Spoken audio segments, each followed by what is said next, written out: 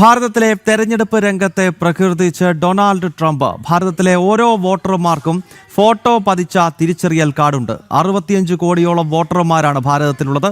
സമാന രീതിയിൽ save America നിയമം ഉടൻ പാസ്സാക്കും എന്നും അമേരിക്കൻ പ്രസിഡന്റ് സമൂഹ മാധ്യമങ്ങളിൽ കുറിച്ചു.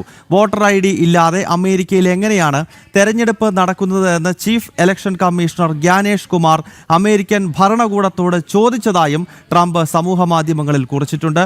ഐസൺ ജോസാണ് വിവരങ്ങളുമായി ചേരുന്നത്. ഐസൺ, ഇത് വളരെ സുപ്രധാനമായിട്ടുള്ളൊരു പ്രസ്താവനയാണ്. കാരണം നമ്മുടെ രാജ്യത്ത് നടക്കുന്ന തെരഞ്ഞെടുപ്പ് സുതാര്യമല്ല എന്ന് ഇവിടെ ഒരു കൂട്ടർ പ്രചരിപ്പിച്ചുകൊണ്ടിരിക്കുകയാണ്. ഇവിടെ വോട്ടിംഗ് മെഷീനെ പഴിചാരുന്നു ചില ആളുകൾ.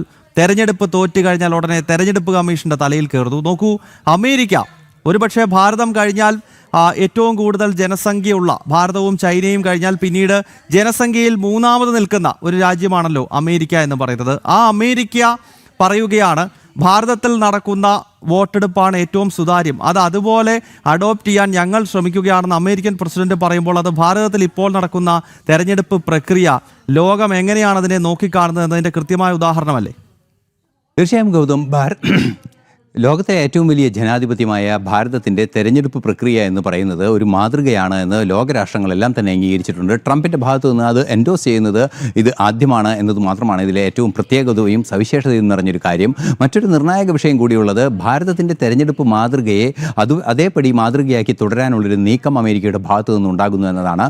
നേരത്തെ പലതവണ നമുക്കറിയാവുന്നതാണ്, പല രാജ്യങ്ങളും ഭാരതത്തിൻ്റെ തെരഞ്ഞെടുപ്പ് കമ്മീഷൻ്റെ പ്രവർത്തനങ്ങളെക്കുറിച്ച് പല ജോയിൻറ്റ് സെമിനാറുകളിലുമൊക്കെ പങ്കെടുത്ത് പഠിക്കുന്ന സാഹചര്യം ഉണ്ടായിട്ടുണ്ട്. സമാന രീതിയിൽ ുള്ളൊരു നീക്കം അമേരിക്കയുടെ ഭാഗത്തു നിന്നുണ്ടായിട്ടുണ്ട്. അതിൻ്റെ ഭാഗമായി ഗണേഷ് കുമാറും അതുപോലെ തന്നെ സെർജിയോ ഗോറും, അതായത് ഭാരതത്തിലെ ഇന്ത്യൻ സ്ഥാനപതിയും നടന്ന ചർച്ചയിലൊക്കെ ഏറ്റവും നിർണായകമായൊരു ചോദ്യം ഗണേഷ് കുമാർ ചോദിച്ചതാണ് നേരത്തെ ഗൗതം പരാമർശിച്ചത്. അതായത് എങ്ങനെയാണ് ഇത്രയും ജനസംഖ്യയുള്ള രാജ്യത്ത് തെരഞ്ഞെടുപ്പ് ID കാർഡില്ലാതെ നടത്തുന്നത് എന്ന ഒരു ചോദ്യമാണ് ഗണേഷ് കുമാർ ചോദിച്ചതെന്ന് ട്രംപ് തന്നെ അദ്ദേഹത്തിൻ്റെ സമൂഹ മാധ്യമക്കുറിപ്പിൽ പരാമർശിക്കുകയും ചെയ്യുന്നുണ്ട്. പക്ഷേ ഏറ്റവും നിർണായകമായൊരു ഘടകം എന്ന് പറയുന്നത്, ഭാരതത്തിലെ 65 കോടിയോളം പേർ വോട്ട് ചെയ്തൊരു രാജ്യത്ത് ഇത്രയും വലിയ തോതിൽ വോട്ട് ചെയ്യുമ്പോൾ അത് സുതാര്യമായി നടത്തിക്കൊണ്ടു പോകാൻ സാധ്യതയുള്ള ഒരു സാഹചര്യം ഉണ്ടാക്കി കൊണ്ടുവരുന്നതിൻ്റെ പശ്ചാത്തലം എന്താണെന്നും അതിൻ്റെ എഫിഷ്യൻസി എന്താണെന്നും കൃത്യമായി തിരിച്ചറിഞ്ഞുകൊണ്ട് തന്നെയാണ് ട്രംപ് ഇത്തരം ഒരു പ്രസ്താവന നടത്തിയിരിക്കുന്നത്. അതിൽ അദ്ദേഹം പറയുന്നത് സേവ് അമേരിക്ക ആക്ട് എന്ന് പറയുന്ന, അതായത് അമേരിക്കയുടെ ജനാധിപത്യത്തെ സംരക്ഷിക്കുന്നതിന് ഫോട്ടോ പതിച്ച ID കാർഡ് കൊടുക്കുന്നതുമായി ബന്ധപ്പെട്ട ആ വിഷയങ്ങളെല്ലാം പരാമർശിക്കുന്ന ഒരു നിയമം അടിയന്തരമായി പാസ്സാക്കേണ്ടതുണ്ട്, അല്ലെങ്കിൽ വേഗം തന്നെ പാസ്സാക്കേണ്ടതുണ്ട്.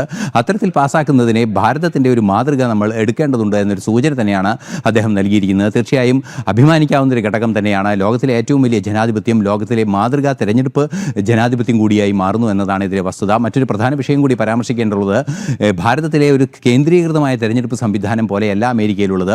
തദ്ദേശ സ്വയംഭരണ സ്ഥാപനങ്ങളും അതുപോലെ തന്നെ അത്തരത്തിലുള്ള സ്ഥാപനങ്ങൾ പോലും ബാലറ്റ് പ്രിന്റ് ചെയ്യുന്ന ഒരു സാഹചര്യം പോലും അവിടെയുണ്ട്.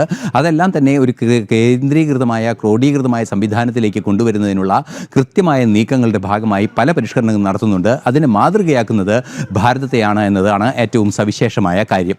ഗൗതം.